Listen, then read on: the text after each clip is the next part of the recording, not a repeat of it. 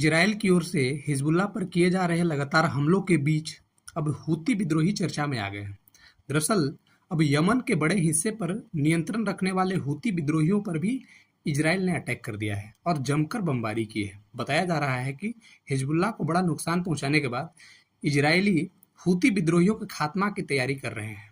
ऐसे में सवाल है कि आखिर ये हूती विद्रोही कौन है और यमन में इनका कितना प्रभाव है और इजराइल से क्या दुश्मनी है। हम बात कर रहे हैं इजरायल की ओर से हिजबुल्लाह पर किए जा रहे लगातार हमलों के बीच अब हूती विद्रोही चर्चा में आ गए हैं। दरअसल अब यमन के बड़े हिस्से पर नियंत्रण रखने वाले हूती विद्रोहियों पर भी इजरायल ने अटैक कर दिया है और जमकर बमबारी की है। बताया जा रहा है कि हिजबुल्लाह को बड़ा नुकसान पहुंचाने के बाद इजरायली हूती विद्रोहियों के खात्मा की तैयारी कर रहे हैं। ऐसे में सवाल है कि आखिर ये हूती विद्रोही कौन है और यमन में इनका कितना प्रभाव है और इजराइल से क्या दुश्मनी। हम बात कर रहे हैं हूती विद्रोही कौन है।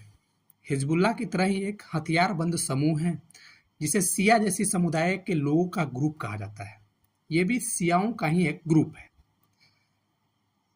इसकी शुरुआत 1990 में मानी जाती है जब उन्होंने यमन के पूर्व राष्ट्रपति अली अब्दुल्ला सालेह के कथित भ्रष्टाचार से लड़ने के लिए एक समूह के रूप में गठित किया था, जिसके संस्थापक थे हुसैन अल हूती।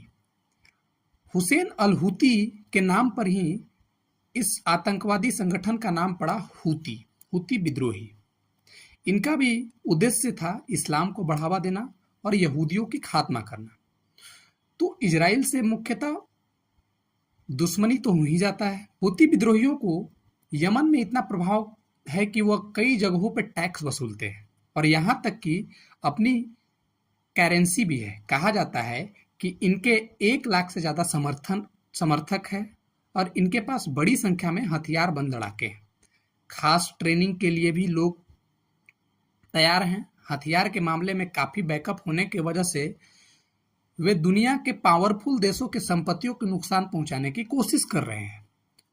आपको याद होगा कि पिछले साल के अंत में हूती विद्रोहियों ने अलग अलग देशों के करीब 27 मालवाहक जहाज़ों को ड्रोन और रॉकेट हमलों से निशाना बनाया था, जिसमें भारत भी शामिल था। इसके बाद अमेरिका और ब्रिटेन यमन के हूती विद्रोहियों के ठिकाने पर कई हवाई हमले किए थे। दरअसल कैसे यमन पर इनका कब्जा बढ़ा। माना जाता है कि यमन में 2014 के शुरुआत में हूती राजनीतिक रूप से काफी मजबूत हो गए। यमन का एक सदा प्रांत है, वहां पे नियंत्रण हासिल कर लिया। साल 2015 के शुरुआत में उन्होंने राजधानी सना, यमन की राजधानी सना है, सना पे भी कब्जा कर लिया। धीरे धीरे हूती विद्रोहियों का यमन के एक बड़े हिस्से पर नियंत्रण हो गया।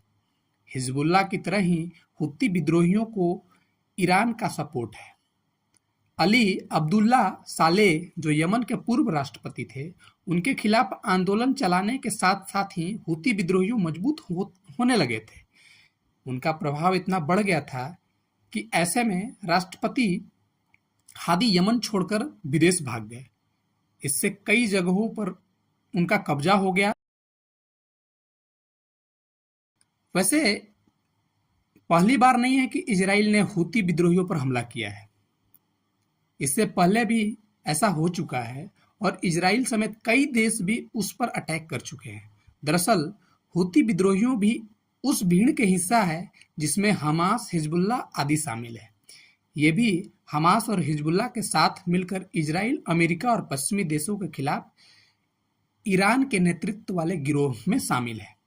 साथ ही यहूदी विरोधी होने की वजह से भी इजराइल हमलावर है। साथ ही जब जहाजों पर अटैक हुआ उस वक्त इजराइल का जहाज भी निशाना बनाया। धन्यवाद। अगर आपको अच्छा लगा होगा जरूर मेरा चैनल को सब्सक्राइब, लाइक कीजिएगा। छोटा सा चैनल है, फैक्टुअल स्टोरी को मैं बताने का प्रयास करता हूँ। आपको अच्छा लगे तो आप जरूर सब्सक्राइब कीजिएगा। इससे अप्रिशिएट होता है, मोटिवेशन होता है। धन्यवाद।